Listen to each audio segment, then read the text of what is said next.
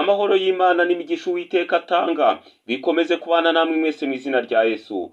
Ni ukuri twongeye kubashimira, ni ukuri twongeye kubanezererwa, ni ukuri twongeye kunezezwa nuko mwishimiye kudutega amatwi. Uwiteka umwami Imana abane namwe mu izina rya Yesu. Ni ukuri twongeye kubasuhuza muri aka kanya, kandi twongeye kubanezererwa ubwo mwemeye kuduha umwanya wacu kugira ngo mukurikirane iki cyigisho. Kandi twongeye kubashimira yuko mwemeye gutanga igihe cyanyu, mukemera gufata umwanya wanyu ungana utya kugira ngo mubashe gukurikirana iki cyigisho.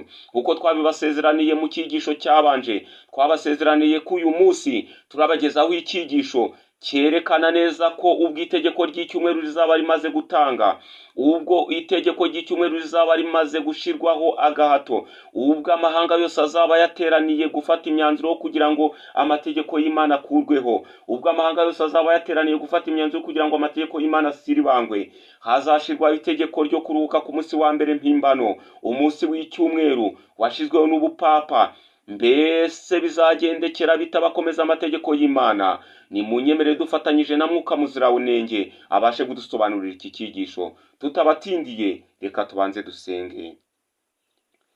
Uwiteka Mana ikomeye kandi Mana ikiranuka, urera kandi wahozeho kandi uzahora wera. Imbabazi zawe ni nyinshi kuri twebwe, ubuntu bwawe buraduhagije, gukiranuka kawe kuratwuzura, imbaraga zawe ziraturengera, ubuntu bwawe buraduhagije. Kandi Uwiteka imbabazi zawe ziratunyuze, ibyo dukorera birenze ubwenge bwacu, ariko kubwo kukwizera turagushimiye, izina ryawe rihimbazwe. Tugushimiye yuko uduhaye akanya ko kwigira ijambo ryawe, turakwinze kugira ngo umwuka wawe wera azadusobanurire, imbaraga zacu zibure, ubuntu bwawe bwiganze, imbaraga zawe zuzure, intekerezo zacu zicishwe bugufi, ubuntu bwawe bushirwe hejuru, maze Uwiteka imitima yacu uyihe kwakira no gusobanukirwa ijambo ryawe, mu izina rya Yesu, amen.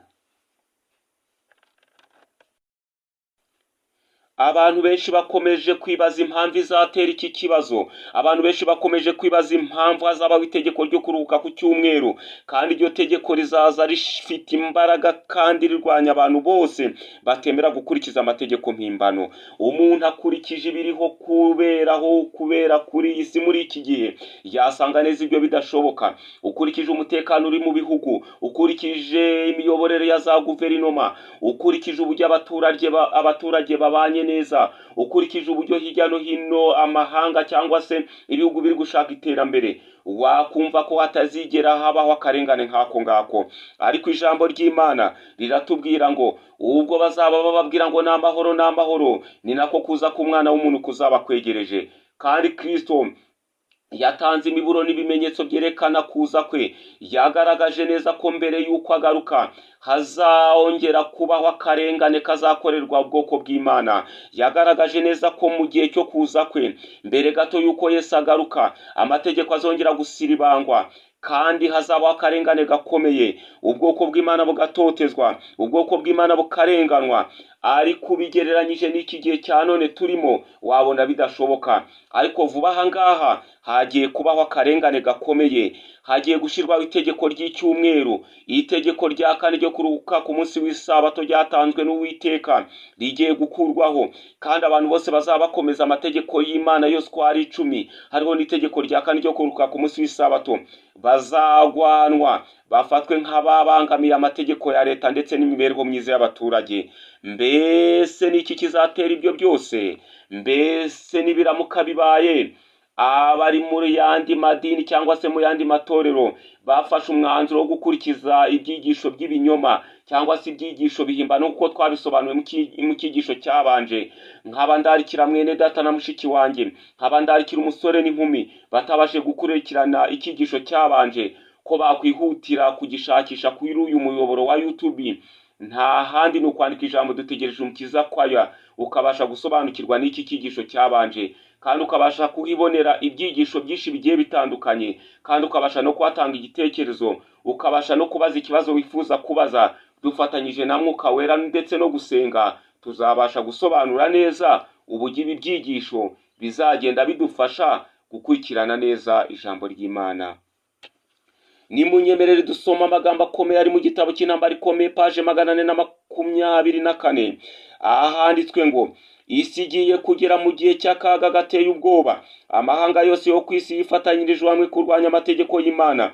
Azatanga itegeko ry'uko abantu bose, abakomeye n'aboroheje, abakire n'abakeneye, ab'imbata, ab'umudendezo, bazagendera ku migenzo y'itorero yo kuruhuka ku isabato y'ikinyoma.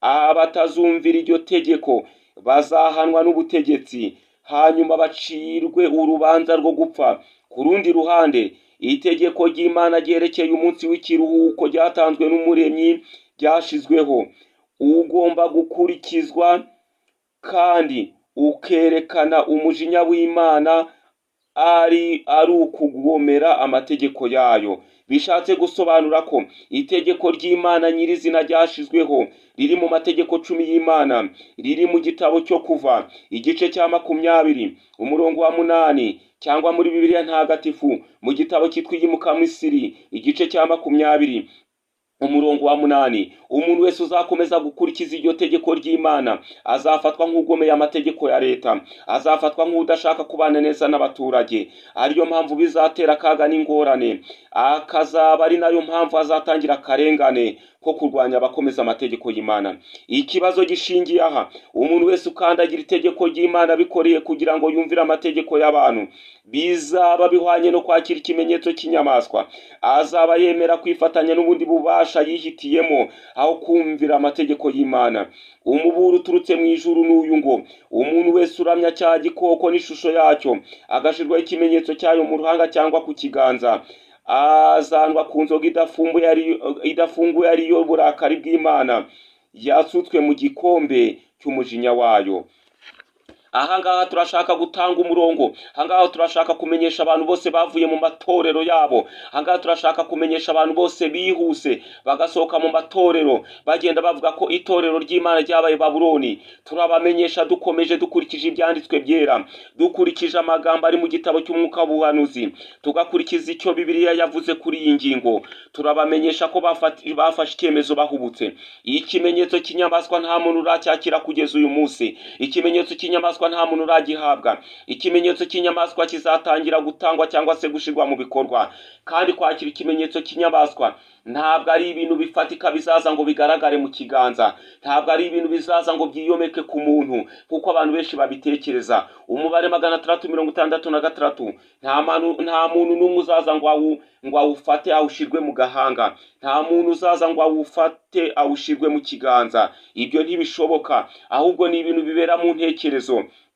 Nk'uko umuntu atekereza gukora ikintu, nk'uko umuntu atekereza akagambirira kugira icyo akora, gutekereza kumvira amategeko azaba yashizweho n'ubupapa ndetse n'ubuprotestani, ukemera kuyoboka inyigisho ziyobya, arizo zizahatira abantu kuruhuka amategeko ya mpimbano, arizo zizahatira abantu gukomeza umunsi wa mbere w'icyumweru.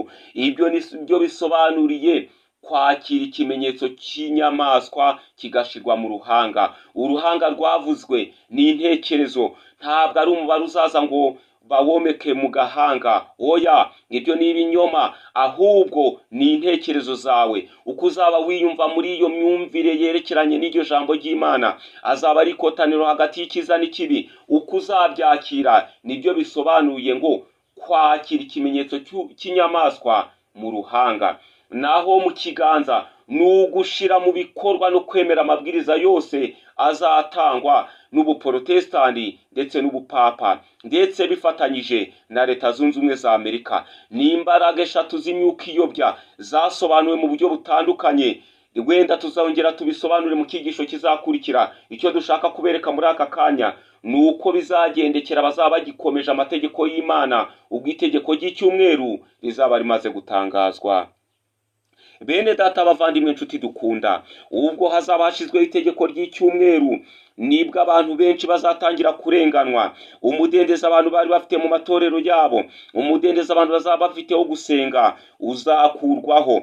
Ndetse mu Byahishuwe igice cya 13 hari amagambo atwereka neza ko ubwo inyamaswa yavuye mu gitaka igereranya Leta Zunze Ubumwe za Amerika izafatanya n'ubupapa bamare gushiraho cyangwa se gukora igishushanyo cy'inyamaswa.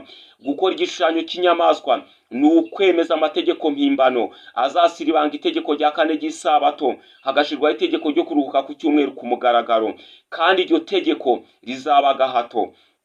Uyu munsi wa none umuntu afite uburenganzira bwo guhitamo umunsi wo kuruhuka. Ufite uburenganzira bwo kuruhuka ku munsi wa mbere w'icyumweru, ufite uburenganzira bwo kuruhuka ku isabato, ufite uburenganzira bwo kuruhuka ku munsi wa gatandatu Jumamosi cyangwa se Jumamosi, ufite uburenganzira bwo kuruhuka ku munsi w'ijuma, cyangwa se ufite uburenganzira bwo watoranya umunsi uwo ari wo wose ukawuruhukaho. Ariko icyo gihe hazashirwaho itegeko rikomeye ry'uko abantu bose, aboroheje n'abakomeye, ab'umudendezo n'ab'imbata, baruhuka ku munsi wa mbere w'icyumweru cyangwa se dimanche, kandi bikaba gahato ku isi yose, uhereye ku mwana, ku rubyiruko, ku musore, ku nkumi, ku muntu ukuze uwo ari we wese, bizaba gahato. Kandi umuntu wese utazubahiriza kuruhuka ku munsi wa mbere w'icyumweru azafatwa nk'umuntu ugomeye amategeko ya leta, kandi azafatwa nk'umuntu udashaka kubana neza n'abaturage. Bene data nshuti dukunda, mbese mwiteguye guhagarara mute? Mbese mwiteguye kwitwara mute? Mbese mwiteguye guhamya ukuri? Mbese mwiteguye gufata icyemezo cyo gushikama mugahagarara nk'uko William Miller, Martin Luther n'abandi bose, Paulo, Petero, Yohana, Barutolomayo bemeye guhagararira ukuri bagapfa bahamya ijambo ry'Imana? Aha hantu twese tuhibaze, aha hantu twese tuhatekereze. Mbese ni ukubera iki muri iki gihe hariho uruvunge rw'amadini menshi? Amadini araduka buri munsi, amadini aravuka buri gihe. Mu gihugu cy'u Rwanda ho honyine hano iwacu hamaze kugera amadini arenga 267, kandi buri dini rifite ibyo ryigisha, rifite ibyo bisobanura. Kandi muri ayo madini yose, amadini arenga 238 yose akoresha Bibiliya yera, Bibiliya ijambo ry'Imana. Ariko ugasanga inyigisho biyigisha ziratandukanye. Mbese ko amadini arushaho kwiyongera ariko inyigisho zizagahabana, kandi dukoresha igitabo kimwe, ibi biterwa n'iki? Yesaya 8:20 haraduha amakuru, haraduha ibihamya, haraduha icyerekezo. Yesaya 8:20 umuhanuzi yaranditse ngo, nimusanga amategeko y'Imana nibiyihamya, niba atavuga ibihwanye n'iri jambo, nta museke utazabatamukira. Birashoboka ko umuntu ashobora kwitwaza Bibiliya, birashoboka yuko umuntu yaba ari umubwiriza butumwa yigisha ibyanditswe muri Bibiliya, ariko bitewe nuko yirengagije gukurikiza amategeko y'Imana, inyigisho ze zifatwa nk'ikizira, zifatwa nk'aho ari zeru, zifatwa nk'aho ntacyo yigisha, ahubwo afatwa nk'umuhanuzi w'ibinyoma. Ushobora kwibaza impamvu, ukibaza impamvu ibyo byanditswe, ariko reka mbabwize ukuri. Yesu ubwe yarabyivugiye muri Matayo igice cya 15 uhereye ku murongo wa 8. Yarabivuze rwose ubwo yari ari kumwe n'abigishwa be, ari kumwe n'abafarisayo, ubwo bamugishaga impaka, ubwo bashakaga kumubaza ibibazo bakoresheje inyandiko, ariko yabagenzura agasanga inyandiko zabo bazisoma ariko bagakurikiza imihango ho gukurikiza amategeko y'Imana. Bene data bavandimwe, ibi tuba tubigisha ntabwo ari amarangamutima yacu. Uko tuzamajya tumara gusobanura kino cyigisho, nawe ujye ugerageza ufate Bibiliya, ufate ibitabo, ufate umwuka w'ubuhanuzi, ndetse usenge. Ariko ndabashishikariza kwinjira muri Bibiliya, kuko ari cyo gitabo cy'ukuri gikwiye kutuyobora muri iki gihe, maze nawe ubashe gusobanukirwa n'ijambo ry'Imana. Nimutwemerere dusome muri Matayo igice cya 15. Reka mbere yuko duhera ku murongo wa 8, munyemerere duhere hejuru. Abantu benshi bajya batanga ibitekerezo, abantu benshi bajya baduhamagara bakatubaza ibibazo bakurikije indirimbo turirimba, bakurikije ubutumwa dutambutsa mu ndirimbo. Ariko reka mbabwire, muhawe umwanya wo kuduhamagara kuri telefone, muhawe umwanya wo kutwandikira kuri WhatsApp, muhawe umwanya wo gutanga ibitekerezo ku muyoboro wacu wa YouTube witwa Dutegereje Umukiza kwaya, mukatubaza ibibazo mwifuza, kandi dufatanyije na Mwuka Muziranenge, dufatanyije n'imbaraga z'Uwiteka tuzabasobanurira. Si ku bwacu, ahubwo ni Umwuka Uwiteka yaduhaye, kandi ni Umwuka Uwiteka yatwemereye kugira ngo dukoreshe tubashe kugeza ubutumwa ku batuye isi. Mata igice cya 15 guhera ku murongo wa mbere. Yesu ahinyura inyigisho z'abafarisayo. Haranditswe ngo nuko abafarisayo n'abanditsi bavuye i Yerusalemu baza aho Yesu ari, baramwegera maze baramubaza bati, ni iki gituma abigisha bawe bataziririza imigenzo y'abakera, ntibajabika intoki mu mazi bagiye kurya? Mwumva ikibazo cy'abafarisayo. Babajije Yesu, kandi ibyo byose byari imitego bari kumutega kugira ngo babashe gusobanukirwa nimba Yesu yakwemera kugendera ku migenzo yabo. Ariko Yesu yabakuriye inzira ku murima, arababwira ati, mwitonde kandi mwirinde uko mugenda, mutagenda nk'abadafite ubwenge. Umwana w'umuntu ntiyaje gukuraho amategeko, ahubwo yaje kuyanonosora. Bumvaga yuko Yesu ubwo yaje amategeko ya Mose ataye agaciro, ataye umurongo. Ariko bavandimwe nshuti dukunda, sicyo cyamuzanye. Ahubwo Yesu yarakomeje ku murongo wa 3 arababwira ngo, nawe arababaza ati, namwe niki gituma mucumurira itegeko ry'Imana imigenzo y'abantu? Kuko Imana yavuze iti, wubahe so na nyoko. Bene data nshuti dukunda, bavandimwe mwese mugize amatorero adukikije, bavandimwe mwese mugize amatorero, bavandimwe badafite aho bateranira, reka mbabwize ukuri, ikinyoma cyamaze kwaduka mu madini. Abantu benshi b'abanyamadini baza bigisha abantu bavuga ko tutagitwagwa n'amategeko, ahubwo dutwagwa n'ubuntu. Ariko ugasanga aho ruzingiye, iyo umuntu mubajije uri kukubwira ngo atwagwa n'ubuntu, uramubaza ngo, mbese wemerewe kwiba? Akarumagiho agaceceka. Mbese wemerewe gusambana? Ati, ibyo ntabwo mbyemerewe kuko ari icyaha. Wamubaza ati, nimba utemerewe gusambana ukaba utemerewe kwiba, ubisoma hehe? Iyo mugeze kuri iyo ngingo, kuko azi neza ko nta handi yabikuye mu gitabo cy'amategeko, cyangwa se mu gitabo cyanditswe cyitwa Ukuva, cyangwa se Yimuka Misiri ku bakoresha Bibiliya ntagatifu, agasanga ayo mahame agenderaho aboneka mu mategeko. Ariko wamubaza ikibazo ngo, wibuke kweza umunsi w'isabato, kuki uteza umunsi w'isabato? Kavuga ngo iryo tegeko ryari iry'Abayuda. Ese Abayuda bahawe itegeko ryo kuruhuka isabato? None itegeko ryo kwiba no kwica ko mwigisha mu matorero yanyu ko bitemerewe kwiba cyangwa kwica, ko mwigisha ko bitemerewe gusambana, ko mwigisha ko bitemerewe kwifuza, mwabisomye mu kihe gitabo? Bene data nshuti dukunda, reka mbabwire, igihe kirageze kugira ngo abantu bave mu rujijo, igihe kirageze kugira ngo abantu bave mu bidafite umumaro, igihe kirageze kugira ngo abigisha b'ibinyoma tubatera umugongo. Ubwo abantu benshi bari kwadukana ibitangaza, bakadukana ubufasha, umuntu agashinga idini akurikiye inyungu ze kugira ngo yigarurire intekerezo z'abantu, akemera agatanga imitungo ye kugira ngo agire ibyo agura bifashisha abakene, kugira ngo agire ibyo agura abifashisha abantu. Noneho yamara kwigarurira intekerezo za benshi, abashikariza kugira ngo agire ibyo batanga bakuremo ibifasha abakene, agakuramo ibyinjira mu muryango we, agakuramo ibimufasha mu buzima bwa buri munsi. Bike bisigaye akabikoresha nk'iturufu yo gufashisha abakene ndetse n'abatishoboye. Bene data nshuti dukunda, nuko Yesu nawe arababaza ati, namwe niki gituma mucumurira itegeko ry'Imana imigenzo yanyu? Kuko Imana yavuze ngo, wubahe so na nyoko, kandi iti, ututse se cyangwa nyina bamwice. Ariko mwebweho muravuga muti, umuntu wese ubwira se cyangwa nyina ati, icyo najyaga gufashisha ndagitura Imana, umeze atyo ntahwanye no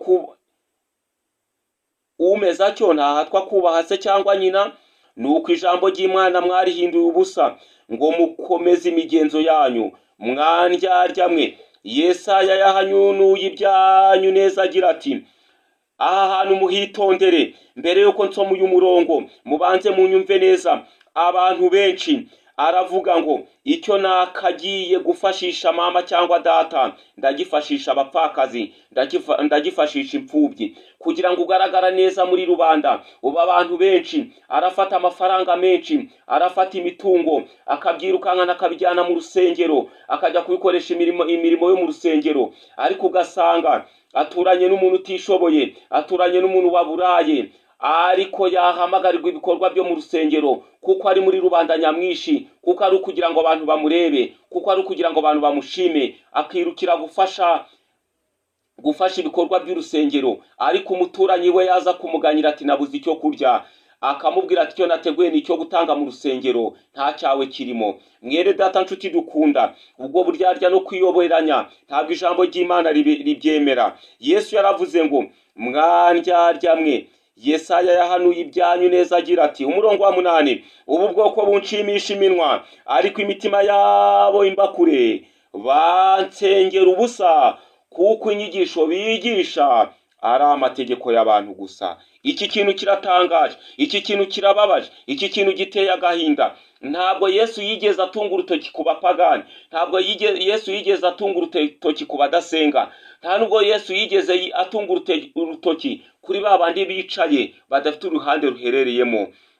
Ahubwo Yesu yatunze urutoki kuri ba bandi basenga, aravuga ngo ubu bwoko bunshimisha umunwa, imitima yabo imbakure, bansengera ubusa kuko amategeko bigisha ari amategeko y'abantu gusa. Reka nkubwire nshuti muvandimwe nkunda, suzuma neza urebe itorero ubarizwamo, suzuma neza urebe itorero washinze, suzuma neza urebe ahantu usengera, nimba ibyo mwigisha bihamanya n'amategeko y'Imana. Aboneka mu gitabo cyo Kuva igice cya 20 uhereye ku murongo wa 1, cyangwa se mu gitabo cy'iyimuka Misiri muri Bibiliya ntagatifu uhereye ku gice cya 20 uhereye ku murongo wa 1. Nusanga inyigisho mwigisha, nusanga inyigisho itorero ryawe ryigisha ritashingiye ku mategeko y'Imana, nawe uri mu murongo wabo Yesu yabwiye ngo ubu bwoko bunshimisha iminwa, imitima yabo imbakure, bansengera ubusa kuko inyigisho bigisha ari amategeko y'abantu.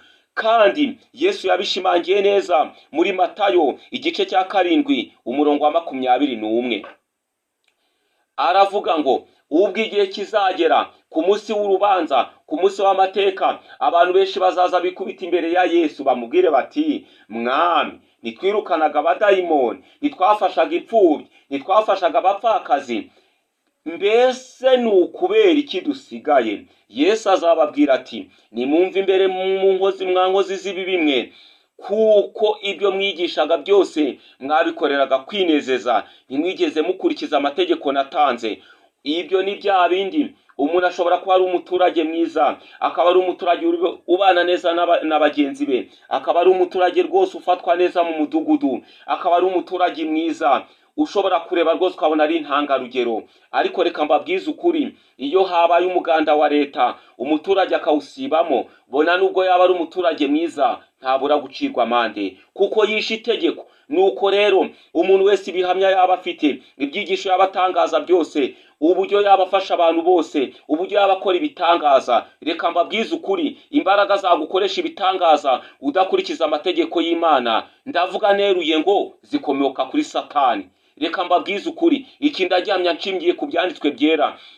Nimba wumva ubishidikanya, uzahamagare cyangwa se utanga igitekerezo cyawe, cyangwa se usome neza aya masomo turi kwiga. Imbaraga zose waba ukoresha, ibintu byose waba utanga, ubufasha bwose waba utanga, ariko ukirengagiza amategeko y'Imana, imyigishirize yawe ni ibinyoma, ukorera Satani ku mugaragaro. Kandi igihe kiraje kugira ngo ubyicuze, igihe kiraje kugira ngo ubisobanukirwe.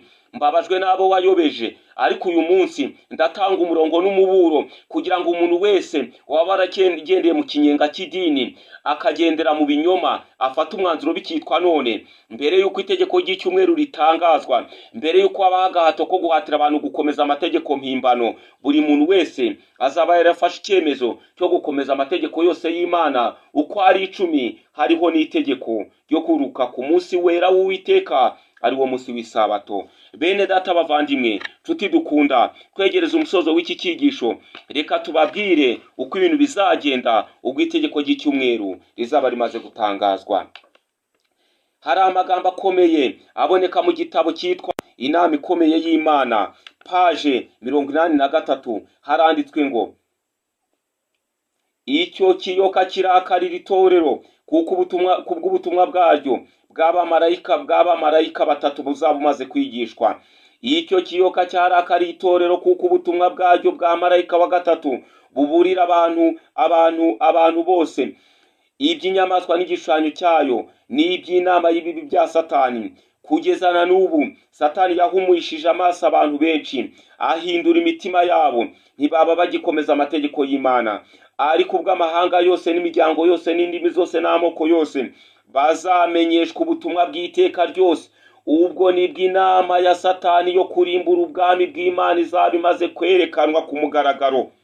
Aha hantu ndahatinda cyane. Ubwo ubutumwa bwiza bwa marayika wa mbere n'uwa kabiri n'uwa gatatu, ubwo itorero ry'Imana rizaba rimaje kwamamaza ubutumwa bwiza bumaze gukwira ku isi yose.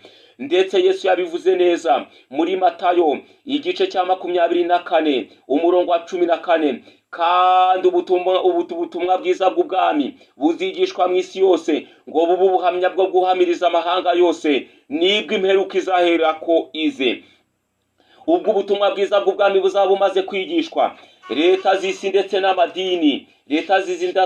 n'amadini bazafata icyemezo gikomeye cyo guhangana n'ubwo butumwa, maze Satani azakoresha inama zikomeye ashaka uburyo yazimangatanya ubwo butumwa, ariko ubwoko bw'Imana buzahagarara bushikamye. Icyo gihe rero nibwo umuntu wese azaba akwiriye kwihitiramo ubwe kwandikwaho ikimenyetso cy'Imana cyangwa ikimenyetso cy'inyamaswa. Ari nayo mpamvu nshize ku mugaragaro ubuyobe bwagiye bugaragazwa n'abantu benshi basohotse mu itorero ry'Imana, bakavuga ko itorero ry'Imana ryamaze kwakira ikimenyetso cy'inyamaswa. Ndababwira nkomeje ngo musome inyandiko neza, musome Bibiliya neza, musome umwuka w'ubuhanuzi, nimurangiza mufate icyemezo hakiri kare mugaruke mu itorero ry'Imana, kuko vuba aha ngaha ubwo amategeko y'Imana agiye gushirwamo imbaraga kwigishwa ku mugaragaro, Satani nawe azarakara akoresha inama ashaka uburyo yazimangatanya ubwo butumwa, maze afatanye n'imbaraga eshatu zavuzwe z'imyuka mibi, harimo ubuprotestanti aribwo bugereranya Leta Zunze Ubumwe za Amerika, isi muri rusange cyangwa se itorero ryaguye, ndetse n'ubupapa, maze bahatira abantu kuruka ku munsi w'icyumweru. Ubwo nibwo hazabaho kwakira ikimenyetso cy'inyamaswa ndetse no kwakira ikimenyetso cy'Imana. Abazemera kuruka ku munsi w'icyumweru bazaba bakiriye ikimenyetso cy'inyamaswa, abazemera gukomeza amategeko y'Imana ndetse bakaruka no ku munsi wa karindwi w'isabato bazaba bakiriye ikimenyetso cy'inyamaswa. Ndatekereza ko urujijo ruvuye aha ngaha. Ibizakurikira ibi ngibi ni uko abazemera gukomeza amategeko y'Imana, ikintu kizakurikiraho bazavanwa mu byabo, bazamburwa uburenganzira bwose bwo kugira uburenganzira muri leta ndetse no mu baturage, bazabuzwa umudendezo wo kugura ndetse no kugurisha, bazabuzwa umudendezo w'umutimanama, bazabuzwa gusenga ku mugaragaro, bazabuzwa uburenganzira bwo kwakira imfashanyo zisanzwe zibagenerwa. Ubu uyu munsi wa none ibihugu byinshi biri mu gikorwa cy'iterambere barimo barafasha abaturage babo, bakabafasha mu iterambere, bakabafasha mu bikorwa byo kuzamuka. Uburebye rwose umurongo uhagaze neza. Ariko muri icyo gihe ubwo itegeko ry'icyumweru rizaba rimaze gutangazwa, abantu b'Imana bazasimbarara ku mategeko ndetse bakemera gukomeza umunsi wa karindwi w'isabato. Abo ngabo bazafatwa nk'abarwanya amategeko ya leta, bazabuza umudendezo mbere, bazabuzwa umudendezo wo gusenga ku mugaragaro, bazabuzwa umudendezo wo kugura cyangwa kugurisha, kuko tuzagenda tubikurikirana mu byigisho bizaza. Bazabuzwa umudendezo wo kwisanzura muri rubanda, ndetse bizagera naho bakurwa mu midugudu yabo, birukanwemo bajye kuba mu mashamba ahibereretse. Ariko kubwo gufashwa n'Imana ntabwo bazigera bacika intege. Ndasaba buri muntu wese kugira ngo afate icyemezo muri aka kanya cyo kugenzura neza itorero asengeramo, idini asengeramo, aho abarizwa, ndetse n'utarafata icyemezo cyo kujya mu itorero runaka. Ndamusaba kugira ngo afate Bibiliya, acukumbure neza, aherere mu itangiriro ageze mu byahishuwe, abone umurongo nyawo akwiriye kugenderaho. Mu cyigisho kizakurikira iki ngiki tuzabagezaho icyigisho gikomeye. Abantu benshi bakomeze kutwandikira batubaza ngo turashaka kugira ngo mutumenyeshe ni irihe dini ry'ukuri cyangwa se ni irihe torero ry'ukuri. Reka mbabwize ukuri rirahari, kandi twiteguye kubibasobanurira mu cyigisho kizakurikiraho. Uwiteka abafashe, kandi Uwiteka abakomeze, Uwiteka abarengere, Uwiteka abaha umugisha, kandi ubuntu bwe bukomeze kuzuza intekerezo zanyu. Tureke gutsimbarara ku marangamutima, tureke gutsimbarara ku madini ya gakondo, tureke gutsimbarara ku nyigisho twigishijwe n'ababyeyi, ahubwo dusaba Imana twigishwe na Bibiliya. Dusaba Imana tuyoborwe n'ijambo ryayo, ho kuyoborwa n'amarangamutima n'intekerezo z'abayobozi batuyobora mu madini no mu matorero, ahubwo tuyoborwe n'ijambo ry'Imana, kuko buri muntu wese azikorera uwe mutwaro. Uwiteka abafashe kandi Uwiteka abagirire neza. Imbaraga mvajuru bane imbaraga mvajuru bane n'imitima yanyu, kandi ubuntu bw'Imana bukomeze kuzura intekerezo zanyu. Dusoza iki cyigisho, turabibutsa ko mu cyigisho kizakurikiraho tuzabagezaho idini y'ukuri cyangwa se itorero ry'ukuri. Impamvu muze gutyo, ubundi habaho itorero ntabwo hariho idini, ahubwo ni ukugira ngo abatubajije ibibazo babashe gusobanukirwa. Ushobora kuba wowe wumva idini, abandi bakumva itorero. Mu by'ukuri tuzabagezaho icyigisho kitubwira ngo ni gute wamenya idini y'ukuri. Nimureke dusenge. Urakoze Uwiteka Mana ikiranuka, uhimbazwe kuko wumvishe uburyo twagutabaje mbere yo gutangira icyo cyigisho, tukaba tugishoje nta nkomyi. Uhabwa icyubahiro. Uwiteka, abantu bose biteguye gutanga ibitekerezo kuri uyu muyoboro, ubayobore. He kuba Uwiteka amarangamutima yabo, ahubwo abaratanga ibitekerezo byose babe bashaka kumenya no gusobanukirwa. Kandi Uwiteka, sinjye ubasobanurira, ahubwo ni umwuka wawe wera. Umwuka wawe wera yiganze, kandi umwuka wawe wera akomeze guhagarikira uru rubuga n'uyu muyoboro wa YouTube channel yitwa Dutegereje Umukiza kwaya, kugira ngo ubutumwa butambutswaho uburinde kugira inkomyi. Indirimbo zihanyuzwa n'ibyigisho bitambutswa ndetse n'ibindi bikorwa byose byakorerwa, iyi mikino igenda igaragaza imibereho abantu babayemo n'uburyo abantu bakwiriye guhinduka bagafata icyemezo cyo kugukurikira. Uwiteka, byose ujye ubiyobora, kandi Uwiteka ukomeze kongera imbaraga yawe kugira ngo ishishikarize abantu bose, imitima y'abantu bakomeze gushaka ubuntu bwawe kubwo kukwizera. Tubisenze twizeye n'uko ubiduhaye, kandi tubisenze twizeye uko ugiye guhindura imitima yacu, kandi tubisenze twizeye uko ugiye kudufasha. Tubisenze twizeye uko ugiye kudushigikira. Ngaho muri uyu munsi bana natwe, kandi duhe umugisha wawe kugeza ubwo uzadufasha twabasha gukurikirana icyigisho kizakurikiraho. Tubigusabye twizeye twibiduhaye mu izina rya Yesu, amen. Nimugire amahoro y'Imana.